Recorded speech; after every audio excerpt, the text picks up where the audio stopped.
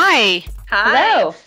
Welcome to the Kombucha Kamp post Weston A. Price Foundation wrap-up conversation. We have some great bloggers here today who are going to talk with us about their experiences at the WAPF conference.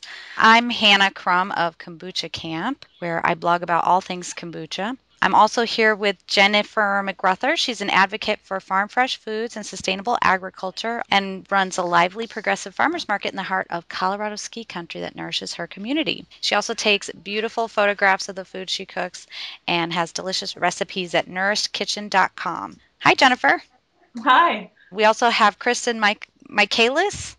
It's actually Michaelis. Kristen Michaelis. She's a wife and homeschooling mother, a nutrition and wellness coach, and is also a passionate advocate for real food at foodrenegade.com. And she wants to empower people to choose wholesome, healthy, traditional foods. Welcome, Kristen. Thank you. Hi. Hi. And then we also have Liz Wolfe. She's a nutritional therapy practitioner who writes about the paleo primal lifestyle at cavegirleats.com. And for Liz, living primal is all about gratitude, loving and appreciating the amazing foods that are provided for us on this incredible planet. Hi, Liz. Hi, Hannah. How are you? I'm great. How are you? It was I'm so wonderful. fun meeting everybody at the event. So I wanted to ask you all, would anyone care to introduce Weston A. Price and kind of what those principles are?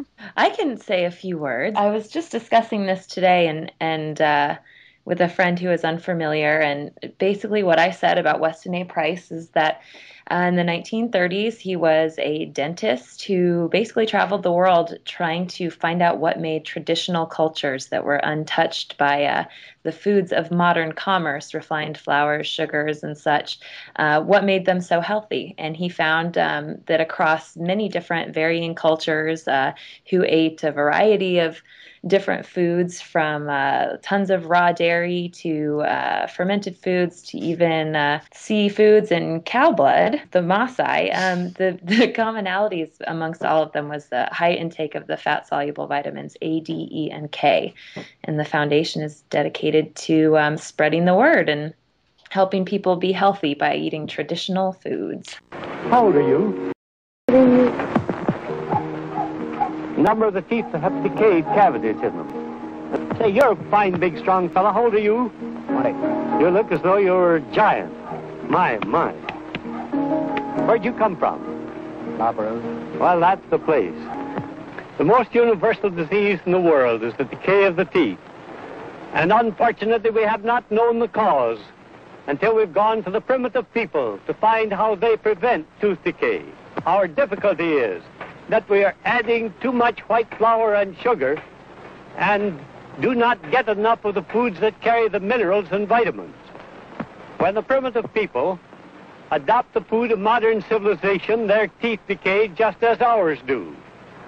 I've spent several years studying the primitive people in various parts of the world, and I've come as a missionary from them to the people of modern civilization.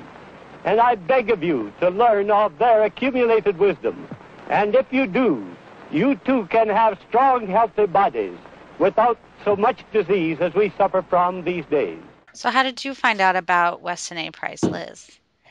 I've been kind of part of this ancestral health movement kind of on the paleo primal side for a few years. I came into it as an athlete, and I felt like it was wonderful. It was working really well for me, but I thought maybe there was a little bit more to know. I started researching and found the Nutritional Therapy Association and saw their affiliation with Weston A. Price, and I just thought, wow, organ meats, bone broth, raw dairy, all that good stuff is a whole step up in nutrient density. So started getting into the Weston A. Price stuff and joined the foundation about a year ago.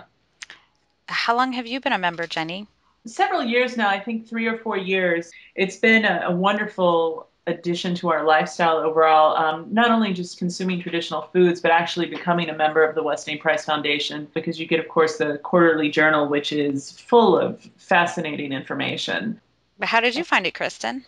Well, I was one of those people who became a fan of the Nourishing Traditions cookbook about 6 years ago or so, and I had no idea that Sally Fallon was at all affiliated with the Weston A. Price Foundation. And so I loved Nourishing Traditions and started changing my diet accordingly. And then somewhere along the way, I was Googling raw milk and I came across the Weston A. Price Foundation and realized that she was behind it too.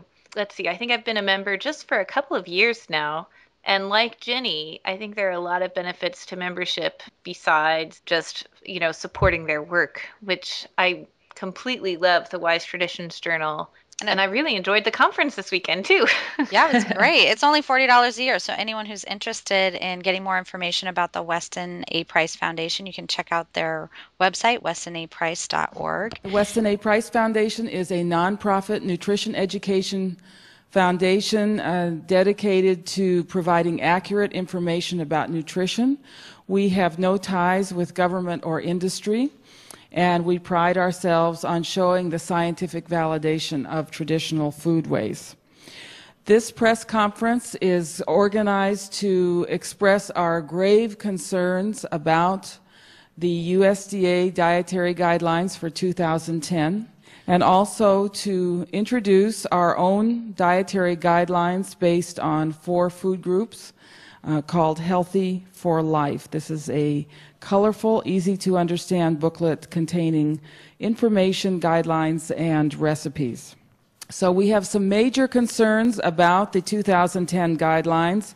First and foremost, the continued restriction of saturated fat, which has been reduced now from 10% of calories to 7% of calories.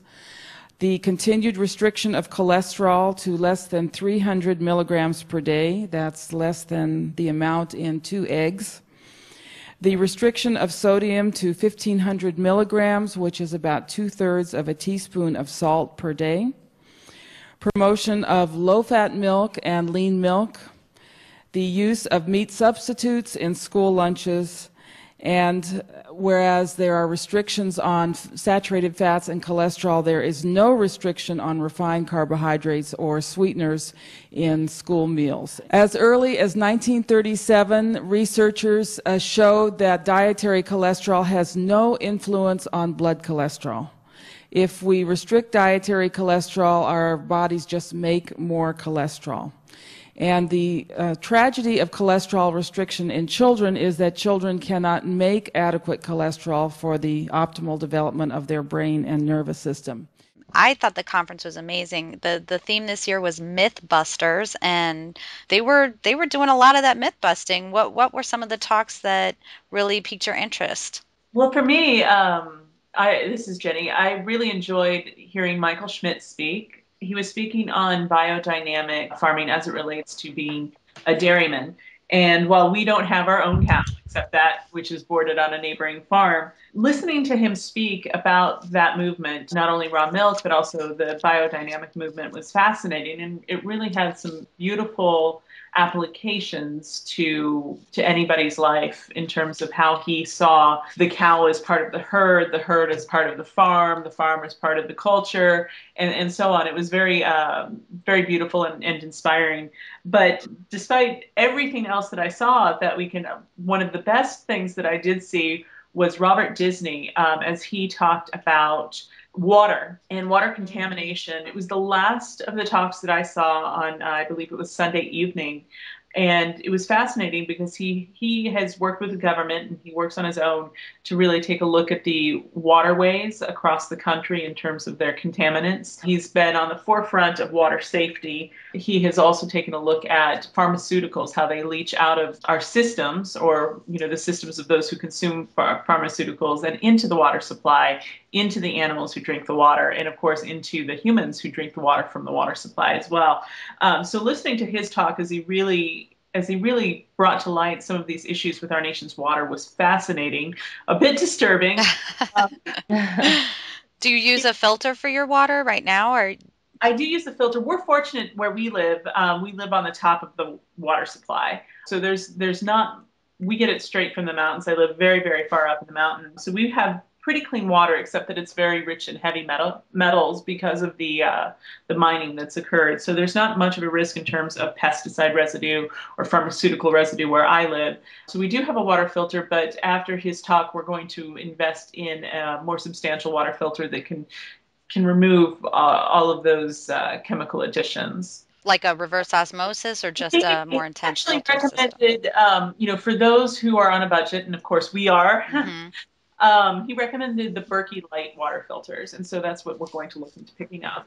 What other talks did anyone else see that they thought was interesting? I really liked, I didn't get to go, well, let me put it this way. I went to a lot of different talks for a little bit of time.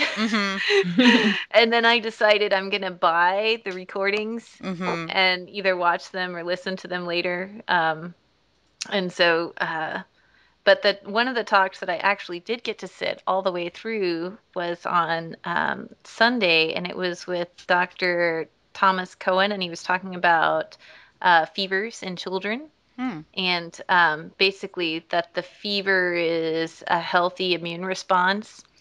And the thing that was most fascinating to me about that talk was he started with a little bit of history of using fevers for treatment of cancer patients. It turns out that before they discovered chemotherapy and radiation therapy in the 1930s, the primary source of fighting cancer at that time was febrile treatments, where they would actually induce fevers in patients. Wow. And this was also before the use of antibiotics came into play to really, so that you could maybe help counter a fever. And they were inducing real fevers using real illnesses. Like they didn't just like induce a heat response in the body, say by dropping you in a sauna or, some external heat. Like that's okay and has some therapy.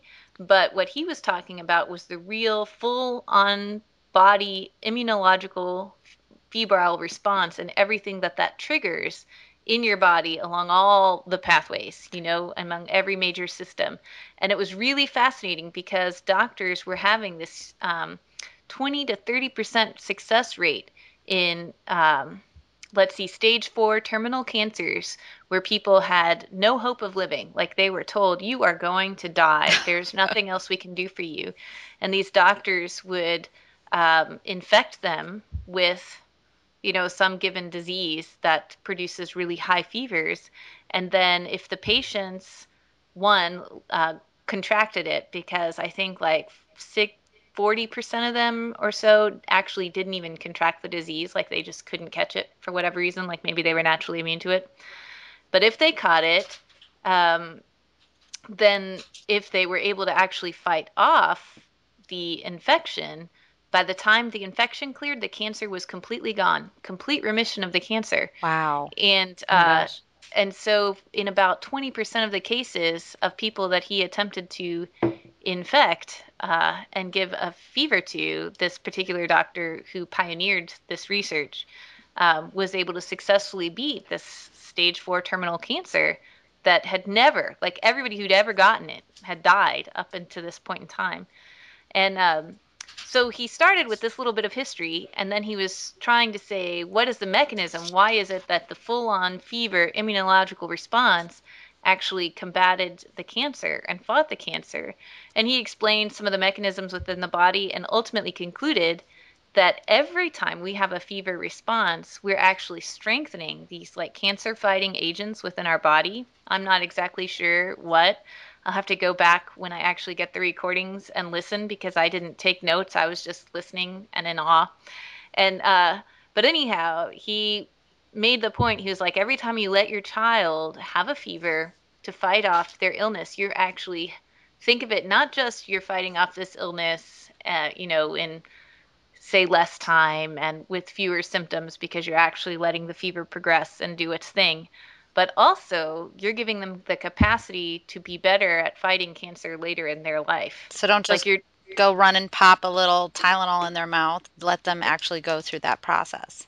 Exactly. But that whole fever cancer connection, I had never, ever, ever heard of it before and was completely stunned because cancer is not an infectious disease. It shouldn't be fought off with a fever. That's so interesting. Our bodies are pretty amazing when you think about it. When you let them be amazing, they are definitely amazing. So what did you find most interesting, Liz? I kind of like to nerd out on a lot of this stuff. This year, I really enjoyed Chris Masterjohn's talks and also that of Stephanie Seneff. I may be saying that wrong. It may be Senoff. It seemed like people were pronouncing it both ways, but both of them just utter geniuses.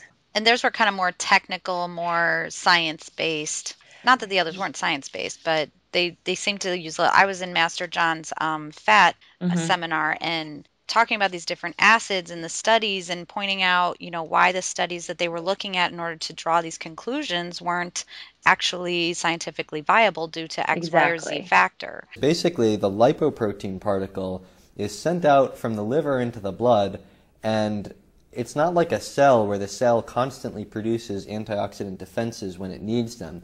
It's packaged up with antioxidant defenses that only last so long under the assumption that that lipoprotein particle is going to get used. But if your cells aren't taking it up and using it efficiently, then that's kind of like taking a bottle of vegetable oil, opening the cap and letting it sit on the counter for a week. It's going to go rancid. So the same thing is true of the lipoproteins in your blood. If they're high in these polyunsaturated fatty acids that are especially rich in abundant in vegetable oils, and if you're not actually using them, then you start to see the degeneration of those polyunsaturated fatty acids. So that's one aspect of the lipid hypothesis that has turned out to be true, and maybe you could call that the oxidized lipid hypothesis or the degenerating lipid hypothesis, but has completely refuted the old idea of, you eat cholesterol, cholesterol goes up, cholesterol goes into the artery. So there is no need to have any strictures on cholesterol consumption in the diet. And the downside of cholesterol restriction is that cholesterol-rich foods like eggs, organ meats, fats, butter, seafood supply critical nutrients in the diet, particularly vitamins A, D, E, and K, choline, arachidonic acid. All of these are vital for many functions, but particularly for the brain and the neurological system. Cholesterol is the mother of all hormones. All of the sex hormones are made out of cholesterol, and all of the hormones that regulate mineral metabolism, glucose levels, blood pressure, and healing and help us deal with stress, they're all made out of cholesterol. So especially when you're restricting cholesterol for growing children, this can have very serious consequences. Vitamin A is needed to make all of these hormones, and vitamin A is found only in cholesterol-rich foods like animal fats and organ meats. Key nutrients for brain development are all cholesterol-rich foods such as eggs, butter, fatty fish, organ meats, bacon, and so forth. And when we restrict cholesterol-rich foods, we are taking away from our population, particularly growing children, the very foods that they need for optimal development of the brain. There's a very good explanation for why our SAT scores are falling. And that's because of the dietary changes over the last 30 years. Did you go to the vitamin K workshop as well? I did. I went to the vitamin K workshop. I did all three kind of segments of Dr. Seneff's. And, along with your point with kind of the whole myth-busting type of thing, which I thought they all did so well, I kind of went on the track to those people who would kind of go through what the commonly accepted science is and how and why those things are not true. You always like to have a little ammunition because I get a lot of flack from from my community. So it's fun to kind of be armed with those things, and I really did appreciate the way they put together the slides. They're really well referenced. Well, and Dr. Seneff, she was talking about how sunlight reacts with cholesterol on the body. Yep, sunlight, vitamin D, lactate, and sulfur, which was really interesting. And I was listening to Jennifer talk about how multifaceted this all is, and she was talking about the cow, the water, the environment, biodynamics, all of those things. And it's just really, health is just such a multifaceted thing, and I appreciate so much how the Weston A. Price Foundation has really kind of brought in all angles, from kind of detoxifying your lifestyle to your food to how the animals are taken care of and brought up. And even Dr. Seneff was talking about, we need to be aware of what part of the world we live in and what the potential mineral deficiencies are there, and just all around taking responsibility for yourself. Well, that's what I think is so ironic about so much of this. It's like we need all this science to prove that the foods that our bodies instinctually crave, that instinctually find delicious, like salty food or food with lots of butter on it, or, that we need science to prove to us that, yes, indeed, these foods are the ones that we're supposed to be eating. It's just, I mean, I guess it speaks to the sad state of kind of what we've been brainwashed with, Yeah. the level of propaganda and information that we're flooded with. It's so confusing. It's just crazy how they've gradually just gotten rid of all the foods that taste really good, bacon and eggs and raw milk. All the things we were eating all weekend. That's right. So I'm here speaking with Jennifer of Nourished Kitchen and Kristen from Food Renegade and Liz of Cave Girl Eats. We're talking about the Weston A. Price Foundation conference that was this weekend, Mythbusters, and about some of the things we learned. Some of the things that I learned was that we're eating less salt now than at any other time in recorded human history, and that salt and high blood pressure don't actually have a causal relationship, uh, and that that's good to know that I can now put a little more salt on my veggies and butter on my veggies because the butter helps my body to absorb the fat soluble vitamins, and I think that's one of the things I'm going to do more of is making more veggies and just slather on the butter and not worry about it and throw some salt on there too. Can I jump in there with a little fun thing that I learned that I really like? You were just saying, butter and how the fat soluble vitamins are better absorbed when you slather them in some, raw buttery goodness. One of the things that I took away from Chris Masterjohn's talk was that nutrients are best absorbed in the presence of this more highly saturated fats, which was so interesting to me because a lot of times I think people, even if they understand that the fat soluble vitamins do require some kind of fat to be absorbed. People a lot of times are still kind of into the monounsaturates, which are great, the polyunsaturates, which are really not. But to learn that it's actually the saturated fatty acids that help us to absorb kind of the highest percentage of vitamins and minerals was really fascinating to me. So to the lay person, what are these saturated fats? Well, commonly I would say something that is solid at room temperature is what most people would think of as a saturated fat. So I mean, all butter, fats are, lard, yeah, butter, ghee, lard, coconut especially oil. coconut oil, yeah, palm kernel oil.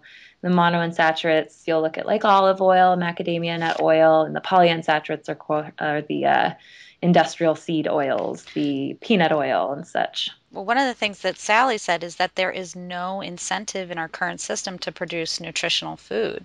What do you think about that, Jennifer? I think that she's absolutely onto something. The corporations that are largely responsible for the food in the United States, or rather that the United States, that the Americans have given their responsibility to these corporations to nourish them, they're worried about a bottom line, and they make that money by producing food that as cheaply as possible that causes people to crave more of these foods.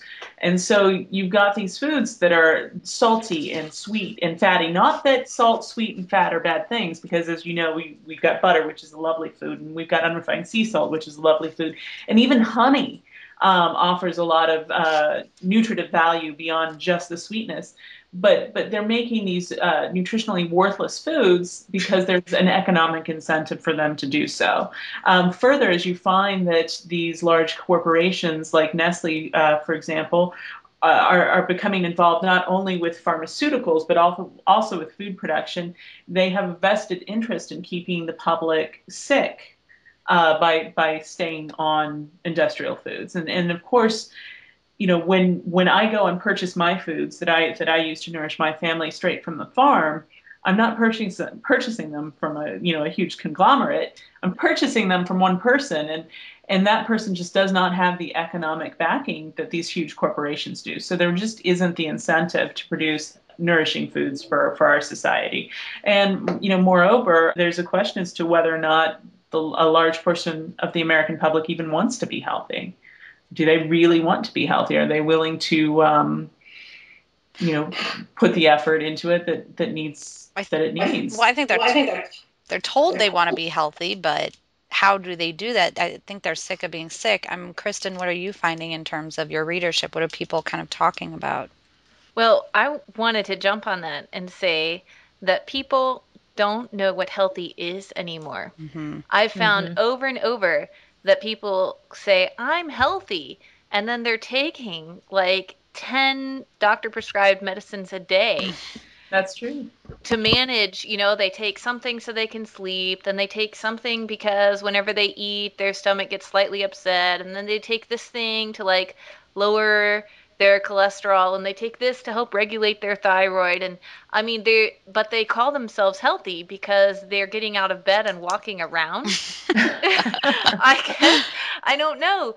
And so I think that our culture has completely skewed the definition of good health to the point where now, as long as you don't have cancer and you're not fighting heart disease or diabetes, people actually think that they're healthy. Like they're in good health because they don't have some chronic disease. Well, And that's crazy.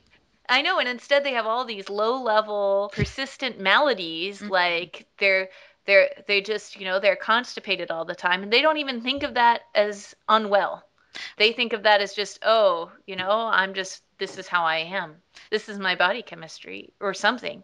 Well, they just assume that the food they're going to eat doesn't make them feel good, and so this is why they have all these pills bolstering. Dr. Mercola mentioned in his keynote address that seniors are taking an average of 31 pills a day. Oh my gosh. That's a lot of drugs.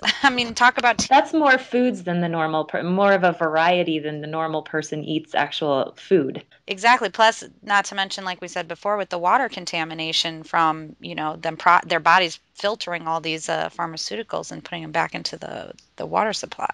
Yeah, and there's a huge... I don't know why people have such an innate trust in doctors' nutritional advice either. Because doctors are not nutritionists. They don't have nutrition training hardly at all. Like, they might have like one class in their whole med school career that covers nutrition, or maybe even a part of a class, and yet a lot of people, when we start talking to them about changing their diets for the better, they're like, and who are you? Why should I believe you? I'm going to believe my doctor. I'm going to believe my pediatrician. You're just some person.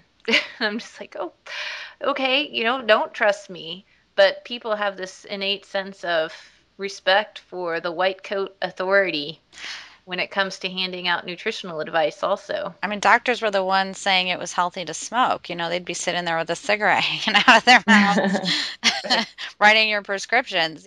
If you were to follow a busy doctor as he makes his daily round of calls, you'd find yourself having a mighty busy time keeping up with him.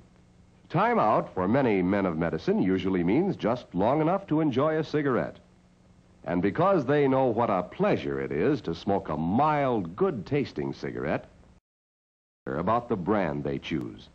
In a repeated national survey, doctors in all branches of medicine, doctors in all parts of the country were asked, "What cigarette do you smoke, doctor?" When you're depressed, where do you want to go? Nowhere. Who do you feel like seeing? No one. Depression hurts in so many ways. Once again, the brand named most was Camel. Yes, according to this repeated nationwide survey, more doctors smoke Camels than any other cigarette. Cymbalta can help. Cymbalta is a prescription medication that treats many symptoms of depression. Why not change to Camels for the next 30 days and see what a difference it makes in your smoking enjoyment? Tell your doctor right away if your depression worsens, you have unusual changes in behavior, or thoughts of suicide. These in children, teens, and young adults. Cymbalta is not approved for children under 18. MAOIs or thyroid events at pain uncontrolled glaucoma or Cymbalta bleeding fatal were reported. Signs include abdominal pain, or if a disease bleeding before you reduce or stop fainting, life-threatening side effects in children, teens, dry mouth, and constipation. Ask your doctor about Cymbalta. Depression hurts. Cymbalta can help. See how Camels agree with your throat.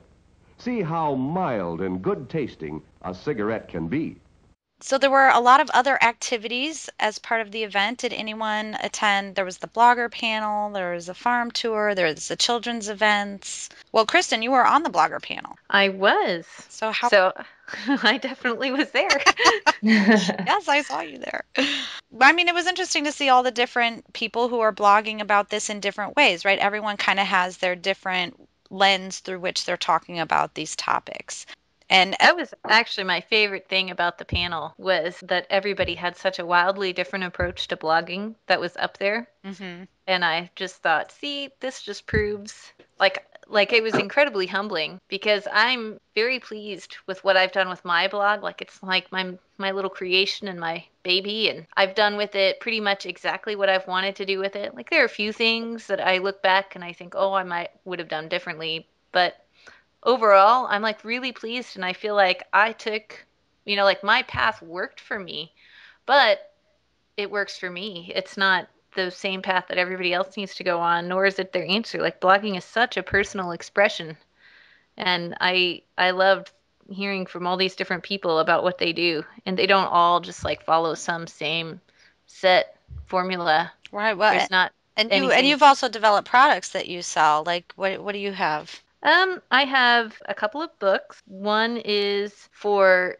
teaching nutrition to teenagers, mostly because the only nutrition books that are out there are either really boring or they're informed by the USDA food pyramid and don't really cover anything regarding real food or sustainability or any of the issues that we care about. And so I wanted to provide something for them to learn nutrition that was hopefully engaging and informative. And then I also have two e-courses, one which is the teaching of nutrition to these teenagers and their parents, or really anybody. It's basically an introduction to nutrition from a real food perspective for anybody age 12 and up.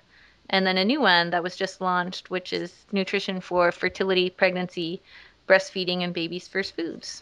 That's great. So many people don't always make that connection. I know now we're told, well, you can't have raw cheese when you're pregnant. You can't have this, you can't have that, because we're so hyper aware of how those choices impact our child's health. And so having something out there that maybe dispels some of the confusion about that's a great idea. Well, Jennifer also helps people with meal plans. I think you said that was something people were really excited about at the event. Absolutely. I tabled a little bit at the event, and it was really nice to meet so many readers face to face. Sometimes I feel like I'm hiding behind a computer screen, and I don't get to see these people who read my site or who participate in the online classes or who do the meal plans. And so the meal plans I find are really effective for people. They're particularly effective for people who are new to traditional foods, who may be struggling with incorporating all the fermentation, all the soaking and sprouting and souring, and they just, kind of throw up their hands in despair. And it gives them a little more guidance and structure since, I tell people that traditional foods don't really require a lot of extra time in, cooking time, but they do require a lot more forethought and preparation in advance. And that kind of helps them. And it's also really good for the people who have been sort of established within the community for a long time, who may be, in a bit of a rut when it comes to cooking, and they're seeking a little extra inspiration. Those are the two primary people that seem to benefit from the meal plans. But it was fun to meet everybody face to face, and I think that was perhaps one of the most valuable aspects of the conference. Well, and you do all your own photography. I think your pictures are so beautiful. I mean, I just want to eat everything that I see in them. They're just like, yum. Fermented foods is one of the foods they found across all the cultures, and they all have some form of it. And I think that's one of the real keys to kind of understanding why it is all this nutrition in foods work is it's the healthy bacteria. When we look at the research, it shows that in fact we're 90% bacteria and only 10% human cells. When you think about that, we're kind of like giant bacteria carriers. And how important they are to help us digest and process and get the nutrients from our food. Sally said that they were looking at the Eskimos in Weston Price's research, and they would just feed regular meat to the dogs, and they found that they couldn't pull the sleds as far as when they had the fermented meat. And that kind of keyed them into, oh, the fermented foods are going to give me more energy. And so they started incorporating more fermented foods into their diets. And Liz, you're a nutritional therapy practitioner. So how you've been able to implement these through your practice? Yeah, I have to thank actually all three of you. You all have really inspired my journey. I mean, I'm kind of a newbie to all of this, a little bit less experienced relative to others, but I've gotten so much inspiration from you all. Been following Food Renegade for a long time, and of course Nourished Kitchen. And Hannah, I think you and I found each other a little more recently, but it's been super rewarding to read all of your stuff, as I've been really curious about kombucha for a while. And but all of these things that I've learned from you all, and just from reading, like we were talking about, all of the amazing blogs within the community, have really enabled me to kind of structure my practice in a way that is both personal and really dynamic. And I feel like I can speak to people about fermented foods, about traditional foods, without feeling like I need to be apologetic about it. I'm asking you to try this, but I feel like I know how to present it to people because of having read your all's work, and just being able to present it in a way that, like Jennifer was saying, doesn't sound like a lot of work, but does inspire kind of the willingness to put a little bit more thought into what people are doing. So that's definitely been foundational for me. Yeah, I think that we're all, like I said, we're all trying to use our own way of getting that message out. And the more voices that are part of this conversation, the louder a noise we make. And so it's good that we have people coming in, people like Jennifer and Kristen who've been blogging for a while, and have already, are reaching a broad audience. And then for those of us who are coming in at different times and starting to form a chorus of voices, so that we can carry that message farther to people, I think is really important. And I think that was one of the great things about the conference, was meeting everyone and connecting with everyone, like Jennifer said, in person, face to face, as opposed to just a little icon on the screen. The demonization of butter continues, and the public is largely unaware of the many good things in butter, critical fat-soluble vitamins, which are very lacking in the diet today, important minerals, and a wonderful profile of fatty acids, just the exact profile that our bodies need. As butter consumption in this country has plummeted, cancer and heart disease have soared. You can't prove with epidemiology what causes something, but you can sure prove what doesn't cause something. And we know for sure that butter is not the cause of the epidemic of cancer and heart disease that we're seeing in this country. What has happened with the dietary guidelines is they preach a kind of low-fat, high-fiber, low-salt, puritanical diet that is impossible to eat. We have cravings for these kinds of foods because we need these foods. We need saturated fats. We need salt in the diet. And people try to go on this puritanical diet, and they just can't stay on it. And the result is that people end up eating what I call the pornographic foods.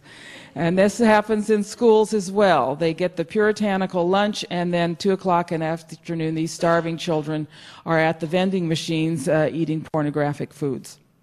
Why not just feed our children, feed everybody good, rich, nourishing, nutritious foods that our ancestors ate?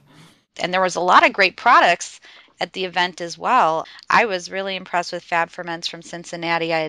Being here in LA, we don't get their products, but their kombucha was sold out by Saturday. Their kvass was amazing. Did anyone else try the bubonic tonic, the flu shot in a bottle? I was like, okay, great. Everyone's going to have garlic and onion breath, right? I'm not the only one. There's sauerkraut. This is our beet cluster. The bubonic tonic is one of my favorites. Let me go ahead and get you a sample of it. So for me, this is like a flu shot in a bottle. There's beets, onion, ginger, garlic, jalapeno, horseradish, cabbage, filtered water, and Celtic sea salt. And we ferment our kvass for several weeks. And we do it all in small batches with no starter culture away. How much are those? The kvasses are $7. prefer the kimchi. Kimchi, yes, definitely. How's your day going? I enjoy this with eggs for breakfast, on sandwiches, salads, as a nice side dish. Yeah, did you know that there's over 1,500 different varieties of kimchi? Wow. I never knew that either. There's white kimchi, hot kimchi, there's fruit kimchi. During the summer I had about 10 different varieties of kimchi and a really nice cucumber kimchi. Wonderful. Their stuff is wonderful. Very thoughtful in their preparation of the ferments, and just a great combination of flavors that they are able to use to inspire people to eat more fermented foods. It's wonderful. Yeah. Love them. Yeah. They're definitely getting the message out. I also think I finally found my flavor of cod liver oil butter. All right. Cinnamon tingle. I think that's going to be the one for me. I tried the chocolate and it just is too chocolate and fish. It doesn't quite. No, Doesn't quite no, it does not. Yeah. Well, what were some of the other things that you tried or saw there that you thought were really some great products that people are bringing to the market? Can I jump in? This is Kristen. Yes. And oh my gosh, I was completely blown out of the water by the Wilderness Family Naturals mayonnaise. Oh, that is my favorite. It was out of this world. Like, I've been making my own mayonnaise for years, and I feel like I completely perfected my home recipe. Like, it's this blend of olive oil and coconut oil and macadamia nut oil, and I've got just the right balance of, vinegar and salt and paprika and everything else, and I love my mayonnaise. Like, I really like my mayonnaise. But I tried their mayonnaise and I thought, oh my gosh, I have to buy this. So I bought some. And now I'm worried that when I use theirs up, I'm not going to like mine anymore. Well, you have to scour their ingredients list. Their ingredients list is almost identical to mine. Like, and I asked her, I was like, they use the Mary's blend. So they use a sesame oil, whereas I use the macadamia nut oil. But I've tried it with the sesame oil before and didn't like it. And I don't know if they're using their sesame oil. So maybe if I buy their sesame oil, Yeah. then maybe I'll hit the magic combination and still be able to make homemade fermented mayo. Yeah. But anyhow, right now I'm really digging the mayo I got from them. Kristen, I have to tell you, they ran out for about 4 months. We ran out of we buy like 3 at a time. And I was literally clicking refresh for 10, 15 minutes at a time, like every day, just hoping for them to get it back in stock because it is. I don't know. The whole is greater than the sum of its parts. It's phenomenal. Yeah. Yeah, I should have actually just asked her for her recipe if I promised not to share it. Like, what do you do? I loved the Pure Indian Foods ghee. I mean, that's my favorite cooking fat of all time.